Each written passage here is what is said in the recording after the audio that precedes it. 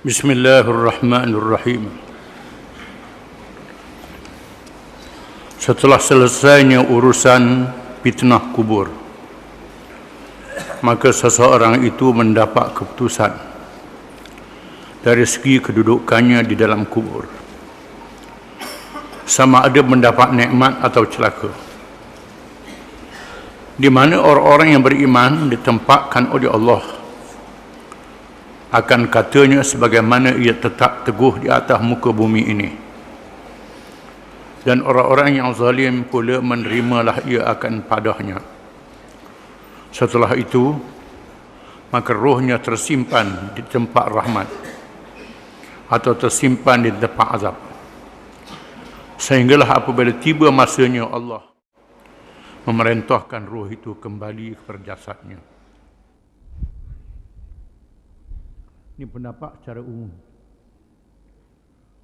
Setelah selesai ujian dalam kubur, dipisahkan di antara mereka yang beriman mengerjakan amal yang soleh, mereka yang zalim, yang jahat, yang kafir. Mereka yang beriman mengerjakan amal yang soleh, yang diselamatkan oleh Allah daripada fitnah kubur, diberi nikmat di alam barzakh. Adapun mereka yang lain yang tidak tetap pendiriannya dalam dunia, yusabbitullahu alladhina amanu biqawli tsabiti fil hayatid dunya wal akhirah, di mana dia tidak tetap di atas kalimah tauhid ataupun dia dalam keadaan yang munafik, maka menerima padahnya di alam barzakh. Ruh jasadnya bila-bila masa sahaja, dengan cara yang tak boleh dipikir oleh kita, yang lain pada alam dunia. Walaupun demikian, sama ada ruh itu ditempatkan di tempat orang-orang yang pilihan di sisi Allah atau disimpan di kalangan ruh orang-orang yang jahat, ia tetap mempunyai hubungan secara langsung dengan jasadnya yang bersemadi di dalam kubur. Hubungan itu sama ada membawa nikmat atau membawa azab.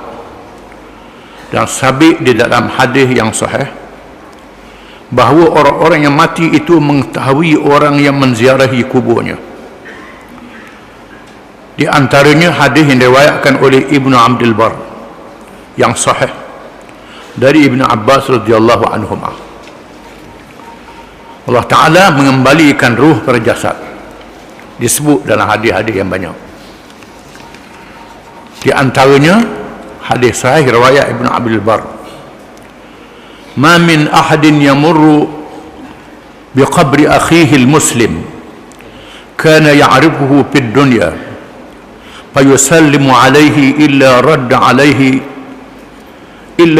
alayhi ruhuhu hatta yarudda alaihi salam. Rawahu Ibn Abdul Bar wa ghairuh. Artinya tiadalah seseorang itu melalui kubur saudaranya yang pernah ia mengenalinya di dunia, lalu ia memberi salam kepadanya, malaikat dikembalikan kepadanya akan rohnya sehinggalah ia menjawab salam itu. Oleh kerana itu Nabi SAW beri salam kepada kubur yang dilalui, yang dikenali kalangan para sahabatnya, dan disebut bahawa si mati mengenali orang yang melalui kuburnya dan memberi salam. Allah Ta'ala balikkan roh pada jasad dia dan jawab salam itu. Kita tidaklah merasa ganjil berlakunya ini apabila Allah telah mengurniakan kemampuan kepada manusia di dalam dunia moden ini, alat-alat perhubungan cepat seperti wireless, pemancar radio dan TV yang dapat menghantarkan maklumat dengan cepat, dan perkara menghubungkan ruh orang yang mati dengan jasadnya adalah terlalu mudah di sisi Allah Subhanahu wa Ta'ala. Kita melihat dalil Allah Ta'ala tunjuk di alam dunia ini bagaimana manusia diberi sedikit ilmu boleh menangkap suara dengan gelombang menangkap gambar dengan gelombang saja. Maka disiarkan dalam radio, wireless, TV, telefon tanpa wayar. Boleh dihubungkan. Ini dengan sedikit ilmu yang Allah Ta'ala beri pada manusia. Wa ma utitum minal ilmi illa qalila. Dan tak beri pada kamu daripada ilmu malaikat sedikit saja. Sikit saja ilmu itu. Ilmu Allah Ta'ala tidak sehingga. Maka jangan berasa pelik. Allah Ta'ala boleh mengembalikan ruh pada jasad. Oleh itu tidak benar dan salah. Tidak benar dan salah. Bukan setelah itu salah. Tidak benar dan salah. Pendapat ahli falsafah dan orang-orang Nasrani, Kristian, yang menganggap nikmat syurga itu dari segi ruh semata-mata, terpisah terus dengan jasadnya. Pendapat seperti ini tidak syok lagi dari segi batilnya, salahnya, di sisi orang yang mengenal Allah dan beriman dengan Rasulullah SAW. Kerana hujah-hujah yang dikemukakan oleh ahli-ahli falsafah dan orang-orang Nasrani itu hanyalah berpandukan kepada akal semata-mata, yang sudah pastilah banyak kelemahan-kelemahannya. Mendapat ahli falsafah mengatakan tak ada dah habis dah. Bila mati tak ada apa. Tak ada apa, hubungan dengan roh jasad tak ada. Orang Nasrani pula mengatakan roh saja, tak ada hubungan dengan jasad. Pendapat ni salah, tak betul. Begitu juga pendapat beberapa agama yang lain. Ada agama yang mengatakan bahawa tanasukhul arwah, ruh masuk dalam makhluk-makhluk yang lain, masuk dalam buaya, dalam rimau, dalam singa, dalam ular, dalam macam-macam. Termasuklah agama mengatakan roh masuk pula dalam anak yang dilahirkan. Jadi mereka yang mati ini lahir pula melalui anak yang dilahirkan. Ini semua tak betul, salah. Salah mengikut Al-Quran dan hadis Nabi SAW, di mana Allah Ta'ala telah menunjukkan mukjizat ilmu daripada Al-Quranul Karim. Apa yang Quran beritahu adalah betul. Di antaranya Allah Ta'ala tunjuk bagaimana Nabi Muhammad SAW dilahirkan di bumi Mekah yang terpencil jauh daripada tamadun dunia. Rakyatnya buta huruf. Dilahirkan Nabi SAW dalam keadaan buta huruf. Tidak mengaji dengan golongan ahli kitab. Tak belajar dengan sesiapa. Tidak tahu membaca dan menulis. Allah Ta'ala turunkan Al-Quran itu dan terus diingat, dihafal oleh Nabi SAW. Dan Quran itu dibaca. Menanyakan Quran itu adalah ilmu daripada Allah Ta'ala. Quran menyebut tentang perkara yang sudah berlaku.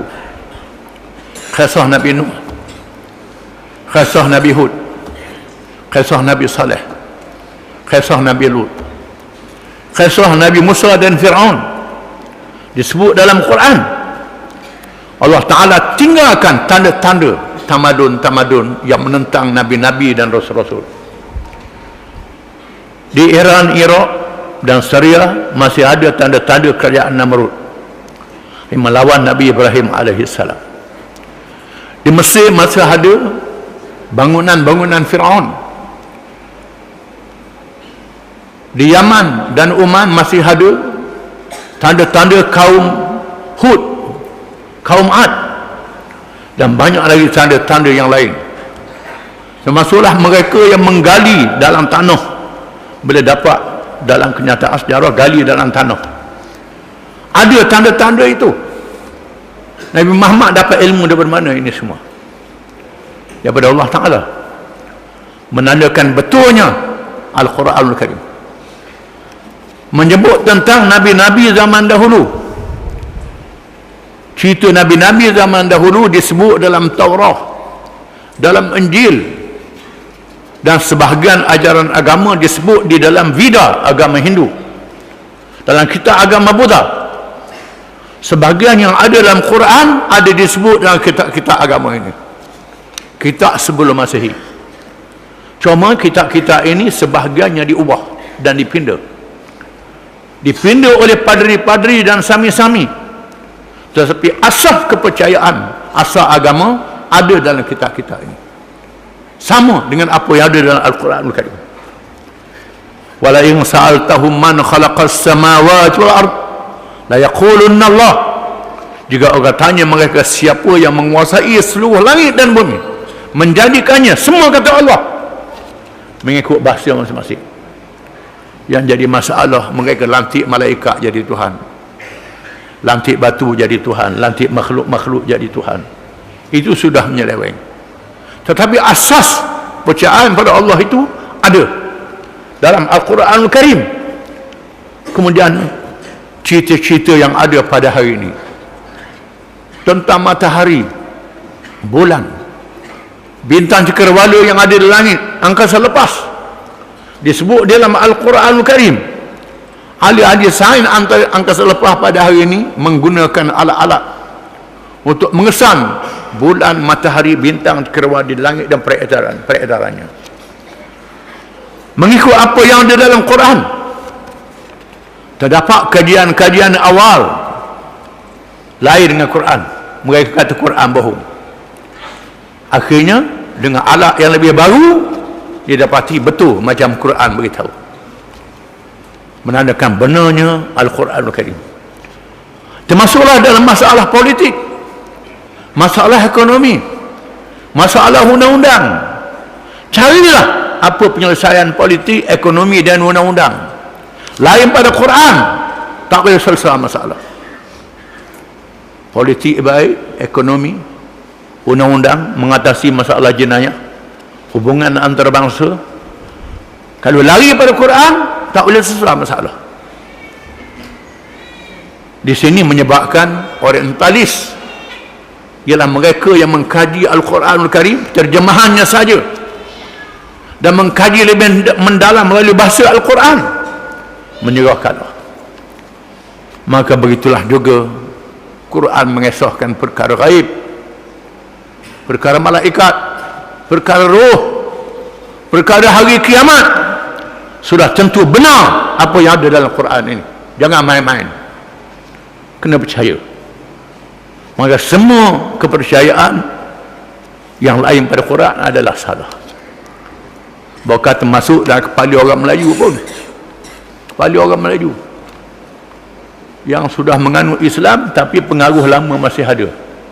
Kononnya roh datuk nenek dia duduk dalam ikan kacang, duduk dalam buaya, duduk dalam ni. Ini adalah saki baki ajaran jahiliah yang lama, yang tak sempat diajar oleh ulama-ulama zaman dahulu. Ulama zaman dahulu Islam sempat ajar sembahyang je, sempat ajar benda, tak sempat nak ajar benda macam ni. Oleh kerana itulah masih ada kalangan Tok Bomo, kalangan Tok Nujung, kalangan macam-macam duduk percaya benda-benda yang macam ni. Di mana roh orang mati duduk dalam ni, macam-macam. Hari yang ke-7 balik, hari yang 40 balik, hari ni balik. Ini semua sakit baki ajaran zaman dulu yang tak sempat dihapuskan oleh ulama-ulama kerana perbahasannya panjang. Mereka dulu bincang sekadar yang patut pada masa itu sahaja. Maka kita kena mengaji lagi, kena faham lagi, kerana ilmu Allah Ta'ala sangat luas. Kita kena tahu Al-Quranul Karim adalah petunjuk, mukjizat ilmu yang diberi oleh Allah yang tak mati sehingga hari kiamat.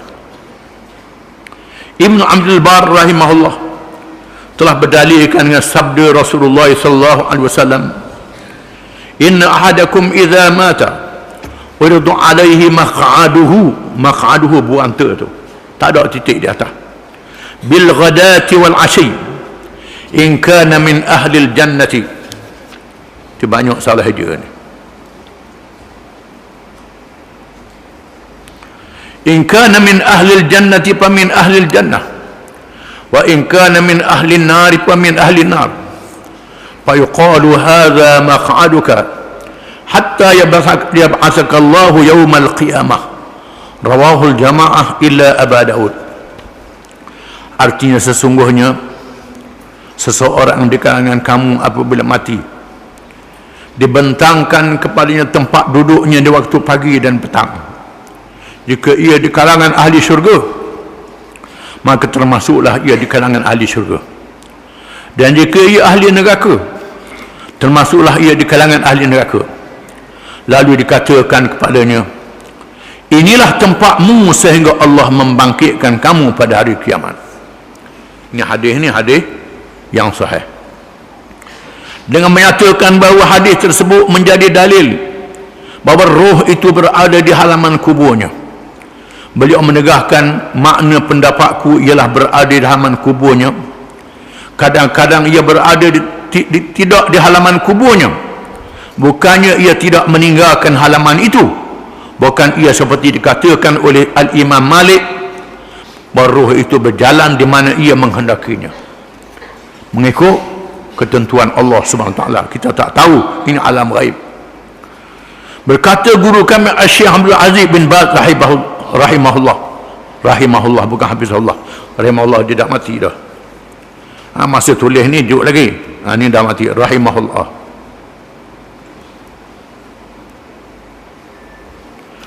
Apa yang dikatakan oleh Ibn Abdul Bar dan Imam Malik itu dhaif. Pendapat ini lemah kerana mengenalahi zahir Al-Quran yang menyatakan bahawa ruh itu dipegang di sisi Allah Subhanahu wa taala dan mengurniakan kepadanya nikmat dan azab menurut kehendaknya, dan tidaklah terhalang dibentangkan kepadanya nikmat atau azab dan dirasakan juga oleh jasadnya menurut kehendak Allah. Berdalilkan kepada firman Allah Ta'ala, Allahu yatawaffal anfusa hina mautiha wallati lam tamut fi manamiha fayumsiku allati qada 'alayha al-maut wa yursilu al-ukhra ila ajalin musamma inna fi dhalika laayatin liqaumin yatafakkarun.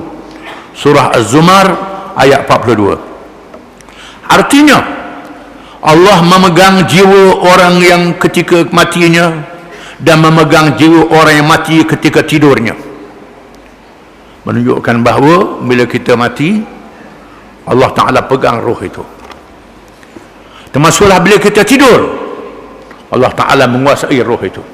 Bila kita tidur, kita tak tahu apa, tak sedar apa. Dan ia menahan jiwa orang yang telah dia tetapkan kematiannya. Orang yang sudah tetapkan ajalnya, roh tak balik-balik pada jasad dia. Kalau balik dengan cara yang lain, bukan alam dunia, alam barzah. Dan dia melepaskan jiwa yang lain sampai ajal yang ditentukan. Yang tak mati lagi, jaga semula bila tidur, bangkit. Untuk mengajar mati ada, tidur adalah contoh daripada mati. Manusia kena sedar di mana tidur ni adalah contoh mati yang kecil. Oleh kerana itulah kita kena sedar bahawa orang yang walaupun dia tidur atas kaki lima, tempat yang susah, rumah yang buruk, atap bocor, mimpi duduk dalam istana, makan sedap, nikmat di alam tidurnya. Orang yang duduk dalam istana, tempat yang sedap, hotel 10 bintang bukan 5 bintang, dengan kesenangannya, mimpinya kejar derima, tak dia nak lari pula.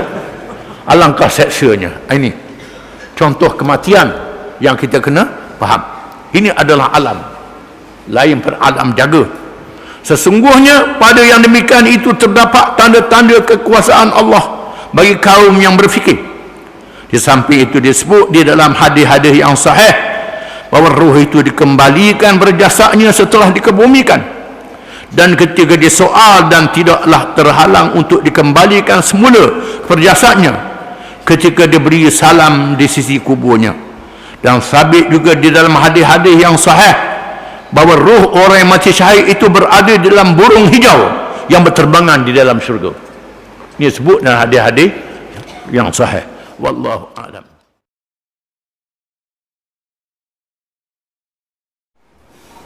Bismillahirrahmanirrahim. Adakah ruh orang-orang yang telah mati itu saling bertemu dan berhubung di antara satu sama lain? Ini adalah suatu masalah yang besar dan amat baik dibincangkan. Al-Imam Ibn Al-Qayyim rahimahullah telah menghuraikannya dalam kitab karangannya yang bernama Ar-Ruh. Antara lain beliau menyatakan, bermula ruh-ruh itu ada dua kumpulan, ruh yang diazab dan ruh yang diberi nikmat. Maka ruh yang diazab, masyhurlah ia dengan menerima azab yang tidak terperi sehingga tiada peluang berziarah dan bertemu di antara satu dengan yang lain. Adapun ruh yang diberi nikmat, maka berpeluanglah ia bertemu dan berziarah di antara satu sama lain. Maka seseorang itu dapat bertemu dengan orang yang rapat dengannya di dunia ini, yang berada di dalam keadaan yang baik juga. Maka ruh Nabi kita Muhammad sallallahu alaihi wasallam sangat hampir, bahkan paling hampir di sisi Tuhannya. Perkara ini dinyatakan oleh firman Allah Ta'ala, wa man yuti'illaha war rasul fa ulaika ma'al ladzina an'ama Allahu 'alaihim minan nabiyyin was-siddiqin wasyuhada'i was-salihin wa hasuna ulaika rafiqa. Artinya, dan barang siapa yang mentaati Allah dan Rasulnya, mereka akan bersama-sama dengan orang-orang yang dianugerahi nikmat oleh Allah, yaitu nabi-nabi, para siddiqin, orang-orang yang mati syahid, dan orang-orang yang saleh, dan mereka itulah teman yang sebaik-baiknya. Ayat ini memberi jawapan kepada soalan, adakah ruh orang-orang yang telah mati bertemu di antara satu sama lain, menunjukkan bahawa ruh orang-orang yang zalim, yang kafir, yang jahat, masyghul dengan menghadapi seksa yang dihadapinya kerana kufur dan jahatnya di atas dunia ini. Adapun ruh orang-orang yang beriman, mengerjakan amal yang saleh, mereka diberi peluang bertemu di antara satu sama lain. Berdalilkan kepada firman Allah Ta'ala yang dibaca tadi, iaitulah mereka yang beri nikmat oleh Allah Ta'ala, yang kita sebut dalam surah Al-Fatihah, siratal ladzina an'amta 'alaihim ihdinas siratal mustaqim siratal ladzina an'amta 'alaihim. Wahai Tuhan kami, tunjukkanlah kami jalan yang betul. Minta Tuhan tunjukkan kita ke jalan yang betul. Jalan yang betul itu ialah siratal ladzina an'amta 'alaihim, jalan orang-orang yang telah Engkau beri nikmat di atas mereka. Ayat ini ditafsirkan oleh ayat yang dibaca tadi, wa man yuti'illaha war rasul fa ulaika ma'al ladzina an'ama Allahu 'alaihim minan nabiyyin was-siddiqin wasyuhada'i was-salihin wa hasuna ulaika rafiqa. Dan sesiapa yang mentaati Allah dan Rasul, maka mereka itu bersama dengan orang-orang yang diberi nikmat oleh Allah. Mereka yang Allah beri nikmat itu ialah nabi-nabi, siddiqin, syuhada, dan orang-orang yang saleh. Nabi-nabi ialah mereka yang menerima wahyu daripada Allah, menerima wahyu daripada Allah, bermula dengan Nabi Adam, ditutup dengan Nabi Muhammad sallallahu alaihi wasallam. Mereka yang dilantik oleh Allah Ta'ala dengan wahyu, itu nabi-nabi. Siddiqin ialah mereka yang membenarkan, percaya dengan ikhlas, dengan sungguh kepada nabi-nabi dan rasul-rasul alaihi wassalatu wassalam.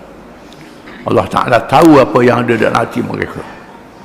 Syuhada ialah mereka yang mati syahid, mati kerana berjuang untuk menegakkan agama Allah, berjuang menghadapi kesusahan, menghadapi kepayahan, sehingga mati dalam menegakkan agama Allah. Orang yang soleh ialah orang yang mengerjakan amal yang taat, yang meninggalkan maksiat, ataupun yang bertaubat daripada maksiatnya, yang diterima taubatnya oleh Allah Ta'ala. Mereka itulah orang-orang yang dapat nikmat daripada Allah di alam barzah dan alam akhirat, di mana mereka yang juga mengerjakan amal yang soleh dengan imannya, Allah Ta'ala kumpulkan dengan alladzina an'amta alaihim, orang-orang yang engkau beri nikmat ke atas mereka itu. Jarir meriwayatkan dari Mansur, dari Abi Duha, dari Masruq, katanya para sahabat Nabi Muhammad sallallahu alaihi wasallam pernah berkata, tiada saya kami berenggang denganmu ya Rasulullah di dunia, maka apabila kamu wafat, maka kamu diangkat lebih tinggi dari kami, maka kami tidak lagi dapat melihatmu. Lalu Allah menurunkan firman-Nya yang tersebut di atas, di mana ayat tadi ada sebab nuzul, sebab turunnya. Sebab turunnya ialah bila para sahabat radhiyallahu anhum mengadu kepada Rasulullah sallallahu alaihi wasallam. Mereka bimbang, takut bersama Rasulullah di atas dunia ini saja. Bila masuk alam mati, alam akhirat, Rasulullah berada di tempat yang tinggi, maka kami tak ada peluang bertemu dengan Rasulullah.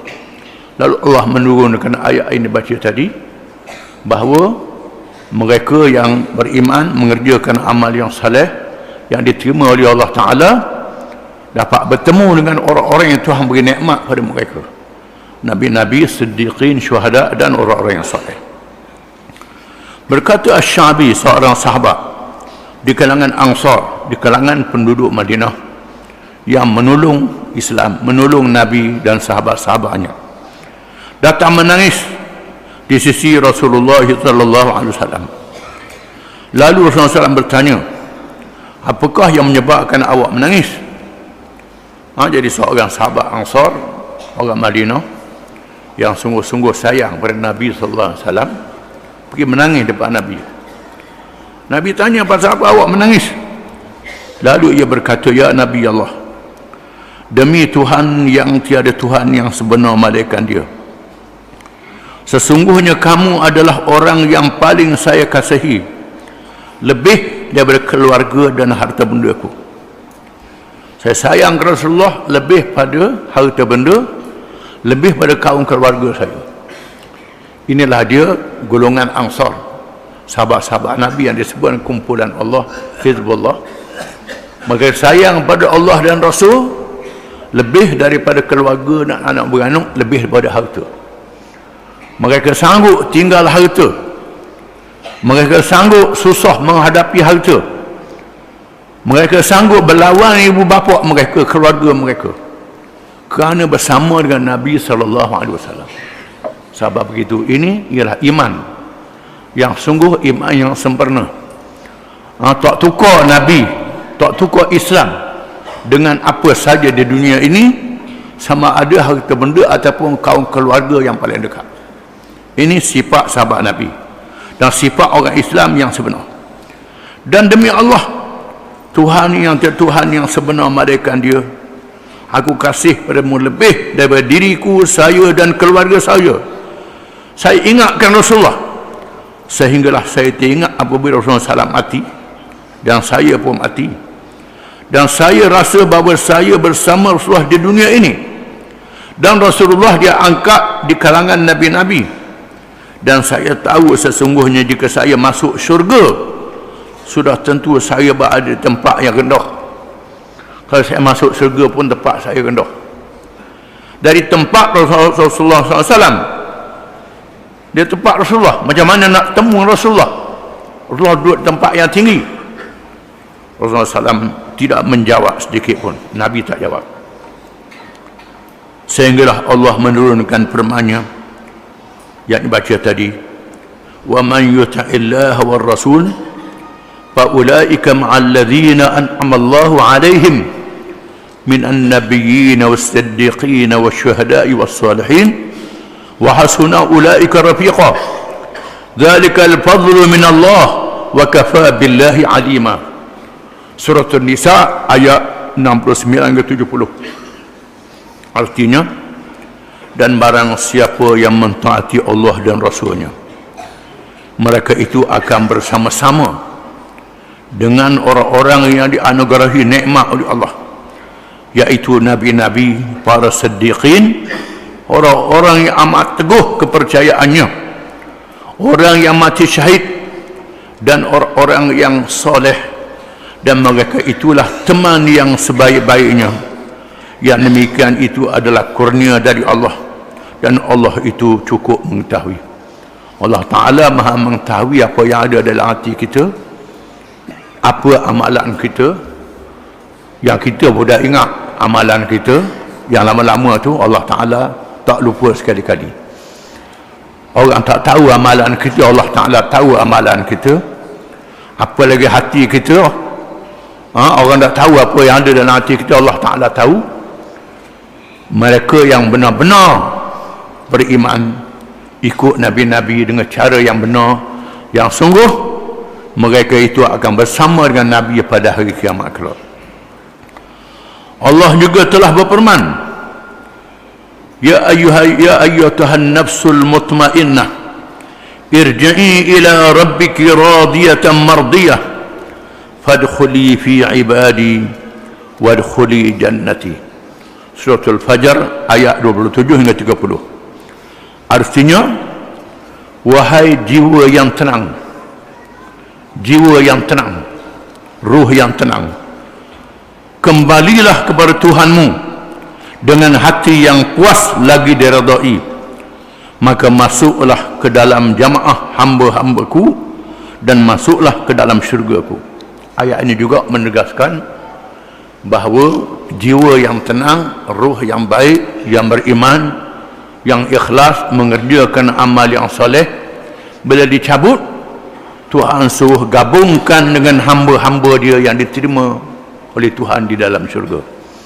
Menunjukkan bahawa ruh itu bertemu di antara satu sama lain kalau beriman dan mengerjakan amal yang soleh dengan hati yang ikhlas. Yakni masuklah di kalangan mereka dan jadilah bersama mereka. Ucapan ini dinyatakan kepada roh ketika matinya seorang yang beriman yang menjadi penghuni syurga. Bila seorang itu beriman, Tuhan tentu masuk syurga, maka diseru rohnya bergabung dengan ahli-ahli syurga. Wallahu a'lam.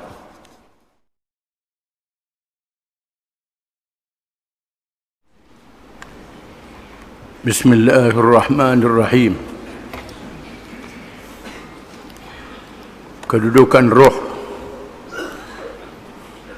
Seterusnya Al-Imam Ibn Al-Qayyim rahimahullah menyebut pendapat-pendapat para ulama berhubung dengan kedudukan roh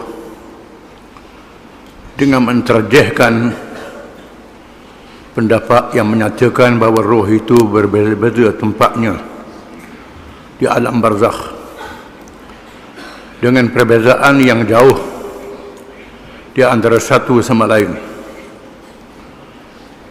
Ada roh-roh yang berada di tempat al-mala'il a'la, tempat para malaikat, yaitu roh para anbiya alaihimussalatu wassalam. Dan mereka juga berbeza di antara satu sama lain, seperti yang ditemui oleh Nabi SAW pada malam Isra' dan Mi'raj.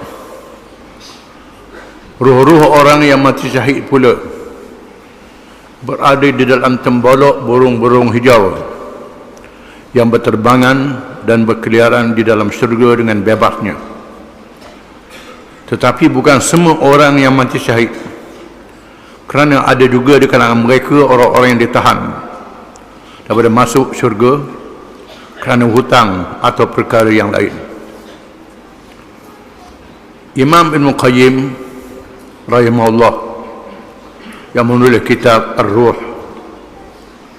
menyebut pendapat ulama-ulama yang khilaf, yang berbeza di antara satu sama lain berkenaan dengan kedudukan ruh di alam barzakh. Ruh orang-orang yang beriman mengerjakan amal yang soleh berbeza tempat dengan ruh orang-orang yang kafir, yang jahat, yang zalim. Dan roh mereka yang baik juga berbeza di antara satu sama lain, sebagaimana berbezanya roh orang-orang yang jahat di antara satu sama lain. Bahkan roh Nabi-Nabi alaihi wassalatu wassalam berbeza di antara satu sama lain, sebagaimana yang disebut dalam hadis Isra dan Mi'raj, ketika Nabi SAW dibawa berjalan bertemu dengan Nabi-Nabi dan Rasul-Rasul alaihi wassalatu wassalam. Ada Nabi yang duduk di langit yang pertama, yang kedua, yang ketiga sehingga yang ketujuh. Ibrahim alaihi salam berada di langit yang ketujuh, di sisi Al-Baitul Ma'mur, bersandar di pintu Baitul Ma'mur berhampiran dengan syurga.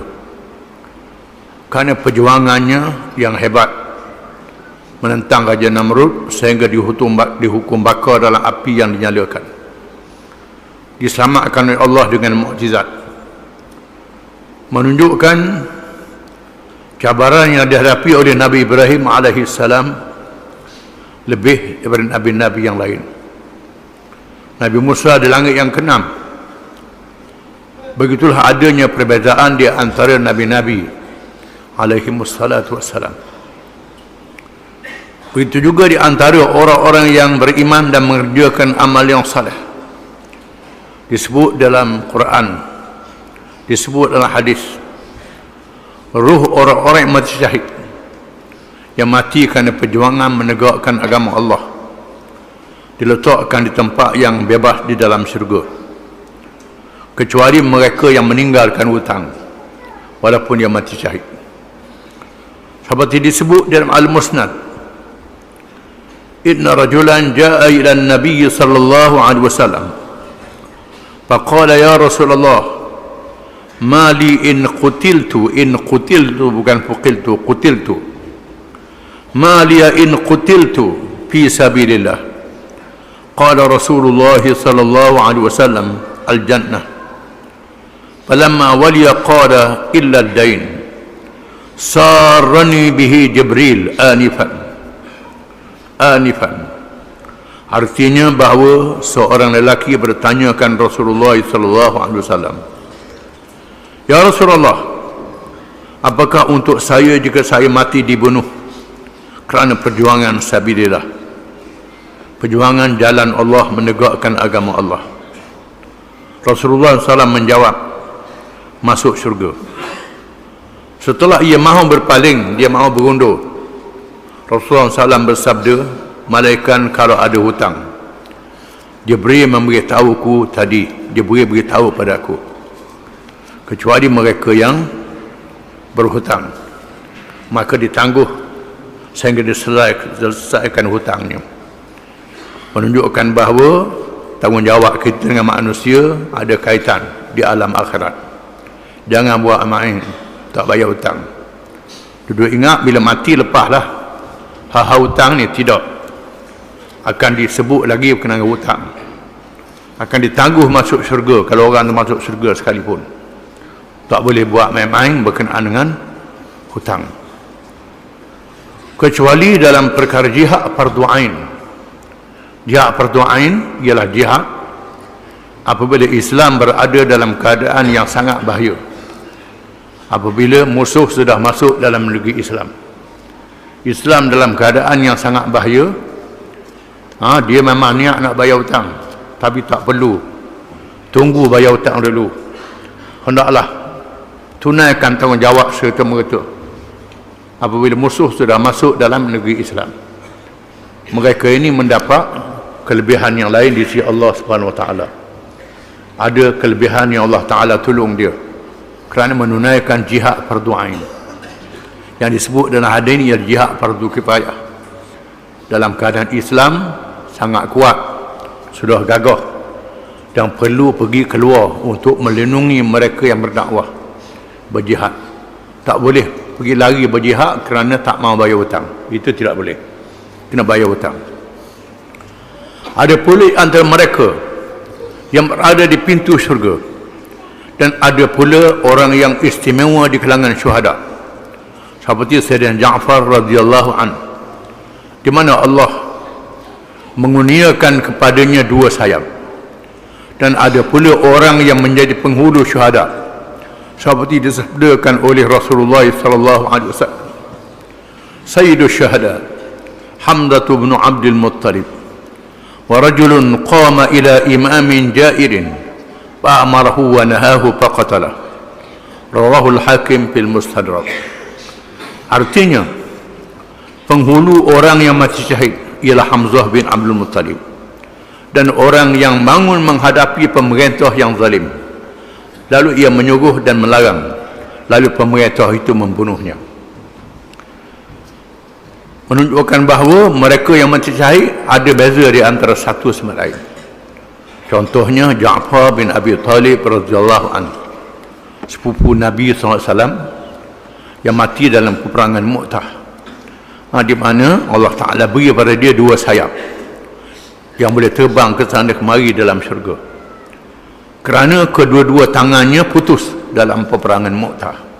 Dalam kisah yang terkenal, peperangan yang besar yang berlaku di zaman Nabi SAW, bila Nabi menugaskan para sahabatnya untuk menghadapi tentera Rom yang membantu tentera yang kabilah raja yang membunuh utusan Nabi SAW. Nabi menugaskan dalam 2-3 tentera sahaja untuk menghadapi puak yang membunuh utusan Nabi yang dibantu oleh Rom. Nabi berpesan yang jadi ketua ialah Zaid bin Harisah. Bila Zaid mati, ganti Ja'far bin Abi Talib. Kalau Ja'far mati, ganti Abdullah bin Rawaha. 3 orang disenaraikan oleh Nabi SAW. Maka berlakulah peristiwa Mu'tah yang terkenal apabila mereka tersempak dengan tentera Rom yang jumlahnya berlipat kali ganda, yang berpuluh-puluh ribu, mereka hanya 2-3 ribu saja. Lalu mereka bermesyuarat, adakah kita nak undur balik, minta bantuan, ataupun kita hadap. Akhirnya mereka membuat keputusan, kita hadap, walaupun kita jumlahnya sikit, kerana percaya kepada pertolongan Allah Subhanahu Wa Taala. Maka berlakulah peperangan di Mu'tah, di Jordan. Hari ini durian Jordan, Mu'tah ni, kubur-kubur syuhada Mu'tah masih ada sehingga hari ini, di mana dalam peristiwa ini Nabi telah menunjukkan mukjizat. Mukjizat ialah menceritakan apa yang berlaku di Mu'tah pada masa berlaku peperangan itu. Allah Ta'ala nampakkan pada Nabi. Nabi cerita dalam masjid pada sahabat-sahabat dia. Sekarang Zaid bin Harisah memimpin bala tentera, Zaid mati, syahid, gugur. Lalu Ja'far bin Abi Talib, Ja'far ada ke hadapan, Ja'far memimpin bala tentera. Tangan kanan dia pegang bendera, putus tangan kanan, pegang tangan kiri, putus tangan kiri. Kemudian dia pegang dengan tunggu, dengan bau yang ada, dan sehingga dia mati syahid. Sekarang kata Nabi, tampil Abdullah bin Rawaha, seorang sahabat kalangan Ansar. Allah bin Rawaha juga mati. 3 yang ditugaskan ini mati. Lalu tampil ke hadapan pedang daripada pedang Allah, iaitu Khalid bin Walid radhiyallahu anhu, yang dipilih oleh mereka memimpin bala tentera. Dan Khalid bin Walid telah menunjukkan kepintarannya dalam peperangan apabila mengatur strategi berundur sementara waktu dan menyuruh disusun secara berpasukan-pasukan. Pasukan yang pertama menyerang, yang kedua berundur, yang pertama berundur, yang kedua masuk pula, yang belakang berlari dengan kuda di belakang supaya debu naik ke langit. Debu banyak, kemudian yang ketiga mari, yang kedua undur, begitulah sehingga macam gelombang tentera yang tidak putus, dan musuh tak nampak berapa banyak jumlah tentera yang ada di belakang, kerana dilungi oleh debu kuda-kuda yang dilarikan dengan kuat, sehingga menggerunkan tentera Rom. Tentera Rom untuk ingat bahawa tentera Islam dapat bantuan, dapat bantuan, sentiasa ada semua, tak putus-putus, sehingga mereka berundur dan Khalid bin Walid balik membawa tentera dengan selamat. Ja'far bin Abi Talib yang mati dalam peperangan ini, dia beri 2 sayap dalam syurga kerana 2 tangan dia putus.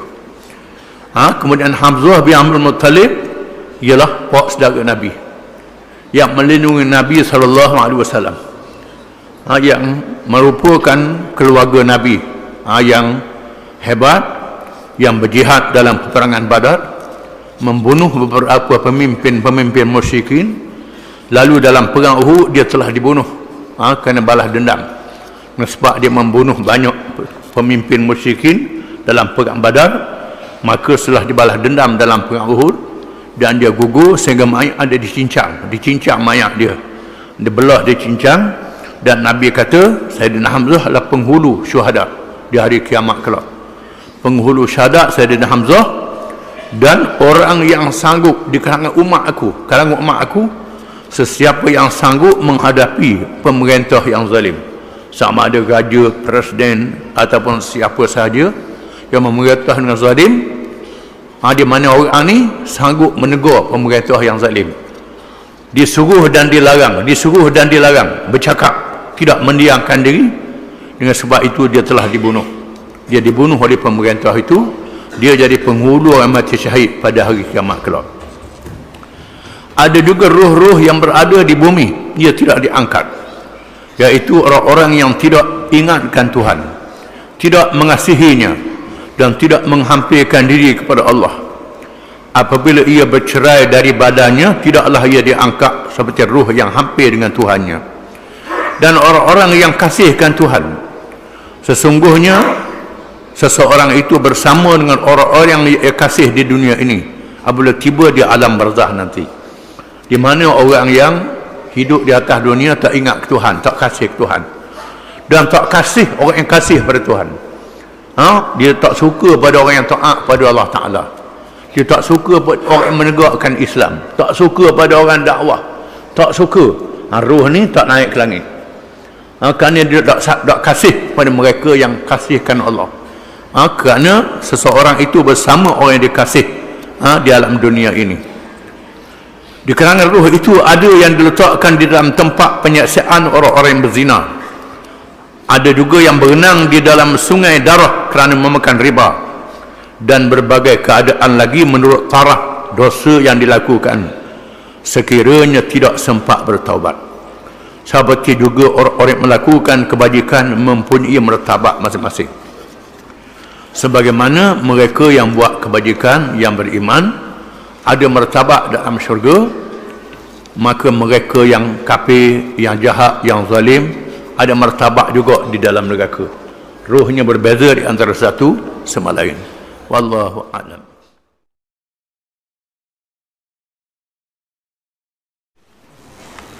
Bismillahirrahmanirrahim. Ingatkan mati, zikrul maut. Sesungguhnya Al-Quran seringkali menyedarkan hati yang lalai. Bermakna Allah Ta'ala, Alhaakumut takathur hatta zurtumul maqabir, kalla sawfa ta'lamun, thumma kalla sawfa ta'lamun, kalla law ta'lamuna ilmal yaqin latarawunna al-jahim, thumma latarawunnaha 'aynal yaqin, thumma latus'alunna yawma idzin 'anin na'im. Surah At-Takatsur ayat 1 hingga 8.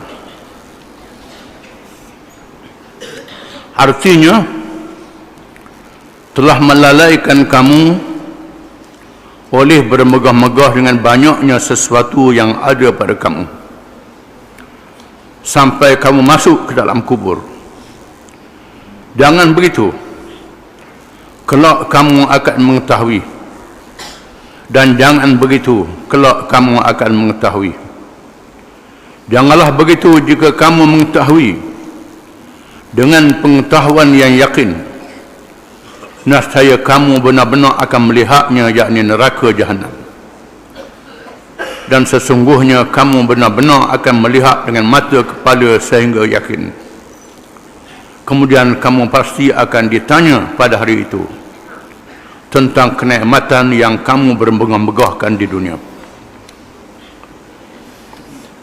Di antara perkara yang diajar oleh Islam yang mengukuhkan iman kita kepada hari akhirat dan menyungguhkan amalan kita dengan amalan yang saleh serta meninggalkan maksiat ialah ingatkan mati ataupun zikrul maut yang menjadi perbincangan dalam kitab-kitab tasawuf, kitab-kitab akhlak. Al-Quran juga mengingatkan kita dan menyederakan kita supaya jangan lalai dan leka bahawa setiap manusia, termasuk manusia yang paling dikasihi oleh Allah Ta'ala, Nabi-Nabi dan Rasul-Rasul alaihi wassalatu wassalam, di mana mereka? Mereka semuanya mati. Kematian mesti dilalui oleh manusia, merupakan perkara yang pertama manusia masuk ke alam akhirat. Maka Allah mengingatkan dalam Quran bahawa manusia seringkali lalai dengan bermegah-megah banyaknya yang dimiliki, sama ada banyak itu harta, anak pinak, pengikut dan sebagainya banyak. Berbangga dengan banyak, cerita pada orang megah dengan banyaknya harta, banyaknya anak cucu, banyaknya pengikut, banyak macam mana sekalipun, manusia kena sedar bahawa mereka akan mati. Manusia terus menerus akan lalai sehingga bertemu dengan kubur, barulah sedar. Sedar pada masa bertemu dengan kubur tidak ada makna lagi, tak ada arti lagi. Manusia tidak akan puas dengan mendapat benda yang banyak. Disebut di dalam hadis-hadis, di antaranya hadis Nabi SAW yang menyatakan, sekiranya manusia itu dia beri dengan satu lembah yang penuh dengan emas, bukan stok emas, lembah yang penuh dengan emas, nescaya dia mahu satu lembah lagi. Beri satu lembah boleh dua, nak satu lembah lagi, sehingga dimasukkan ke dalam tanah, barulah puas hati. Manusia tidak akan puas dengan segala-gala yang dia dapatinya, malaikat setelah dihumbankan ke dalam tanah, dalam kubur, baru dia sedar. Oleh kerana itu perlu ingat pada mati. Sesungguhnya surah ini, surah At-Takatsur, mempunyai sasaran yang menusuk ke dalam hati sanubari, menyeru orang-orang yang lalai dan leka dengan kemegahan dunia, kerana banyak harta, banyak keluarga, banyak pengikut dan berbagai perkara lagi, di mana mereka mesti meninggalkan itu semua. Tinggal kesorangan dalam kubur, tinggal seorang, hanyalah iman dan amal yang saleh. Dia sampai menghadapi fitnah yang dahsyat. Seseorang itu akan menyadari hakikat ini apabila ia melawat kubur dan memerhatikannya dengan penuh iktibar, dengan ingatkan mati. Sedarlah ia bahawa kehidupan di atas dunia ini sementara waktu sahaja, dan masanya berlalu terlalu pendek kalau dibandingkan dengan alam selepas mati. Kehidupan dunia hanya suatu lambaran yang ringkas. Oleh itu seseorang itu perlu ingatkan perkara selepas mati bagi menyediakan bekalan yang secukup-cukupnya, di mana hidup dunia adalah satu penggal daripada penggal kehidupan manusia. Dalam perut ibu, dilahirkan ke dunia, masuk dalam kubur, dibangkitkan hari kiamat. Itu penggal kehidupan manusia. Dalam perut ibu selama paling lama 10 bulan, 11 bulan, dia jarang lebih pada itu. Itu dalam perut ibu. Di atas dunia, Nabi Nuh saja 1000 tahun, orang lain tak sampai 1000 tahun. Dalam kubur Nabi Nuh lebih pada 1000, berapa belah puluh ribu kita tak tahu, wallahu a'lam. Menunjukkan bahawa alam kubur lebih lama pada alam dunia. Alam akhirat selama-lamanya. Alam dunia adalah tempat persinggahan untuk manusia menyediakan bekalan. Bekalan menuju ke alam kubur, alam barzakh, dan menuju ke alam akhirat.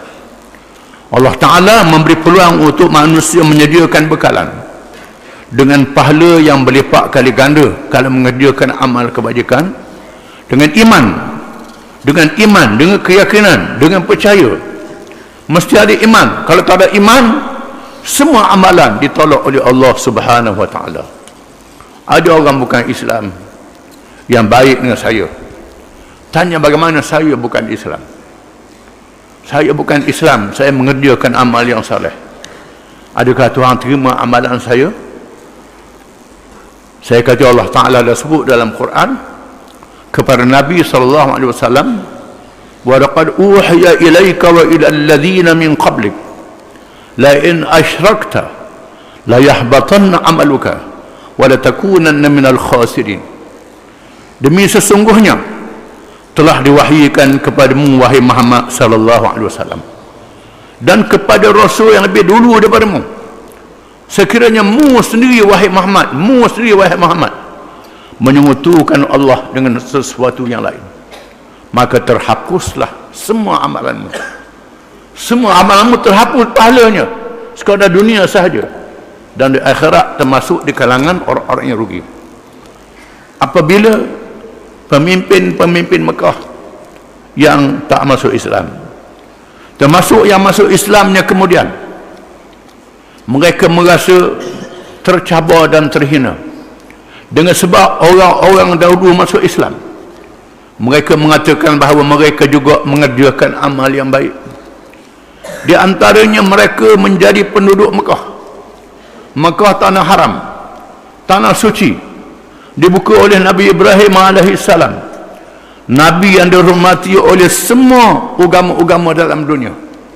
Agama Islam, agama Yahudi, agama Kristian, agama musyrikin menghormati Nabi Ibrahim alaihissalam yang buka Mekah, mendirikan Kaabah, dan kami memakmurkan Masjid Haram, memberi minum air Zam-Zam kepada jamaah haji. Kami juga mengerjakan amal yang soleh, cuma tak masuk Islam. Cuma masuk Islam kemudian Allah Ta'ala menurunkan firman Allah Ta'ala, aj'altum siqayatal hajj wa imaratal masjidil haram kaman amana billahi wal yawmil akhir wa jahada fi sabilillah la yastawuna indallah. Adakah kamu jadikan amalan kamu memberi minum air Zam-Zam kepada tetamu-tetamu Mekah, dan kamu memakmurkan Masjid Haram, sama dengan orang-orang yang beriman kepada Allah hari akhirat dan berjihad perjalanan Allah? Tidak sama di sisi Allah. Allah kata tak sama, tak sama sekali-kali. Iman merupakan asas yang sangat penting. Amal yang soleh dibina di atas iman. Kalau banyak harta, banyak pengikut, banyak apa pun, tidak ada amal yang soleh, hanya sekadar atas dunia saja. Ataupun amal yang solehnya tidak dibina di atas iman, ditolak oleh Allah Subhanahu wa taala. Imannya tidak ada, sia-sia saja. Kebanyakan manusia leka dan lalai sehinggalah bila mati bertemu dengan kubur barulah menyedari segala-galanya. Allah Ta'ala menutup pintu taubat bila nyawa sampai ke halqum. Bila matahari naik dari arah barat, matahari sudah berpusing, tak naik dari timur, naik dari barat. Pusingan dunia dah tak betul. Pada masa itu barulah manusia bertaubat, beriman. Iman tak diterima oleh Allah Ta'ala. Ini tanda besar kiamat kita akan baca. Berhubung dengan kematian, Rasulullah SAW telah bersabda, aksiru zikra hadimil ladzat, rawahu Ibnu Majah wa Tirmidzi. Artinya banyaklah kamu menyebut, yakni mengingati pembinasa segala kelezatan dunia. Nabi kata mungkin sebut banyak perkara yang membinasakan kelezatan dunia, iaitulah kematian. Kena sebut, kena ingat. Makna sebut ni ingat akan mati. Ingat bahawa kita ni akan mati. Tak tahu umur kita bila, kerana yang tahu ajal ialah Allah Subhanahu wa taala. Jangan main-main. Jangan kita buat bagi jadual dalam masa 50 tahun gomo lagi buat maksiat. Gomo buat maksiat. Lepas tu taubat dah, tak apa dah. Taubat pula. Lepas tu tak apa. Jangan buat begitu. Kerana nyawa di sisi Allah Ta'ala. Kita tak tahu. Oleh kerana itu, jangan tangguhkan amalan soleh. Tangguh masa. Buat selalu amalan yang soleh itu. Jangan tangguh. Kerana kita tak tahu bila kita mati.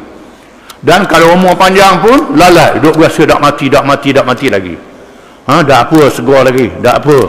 Kalau sakit pun, tak apa. Boleh berubat lagi. Baik lagi. Sehinggalah mati barulah. Tak boleh nak buat apa. Wallahu a'lam.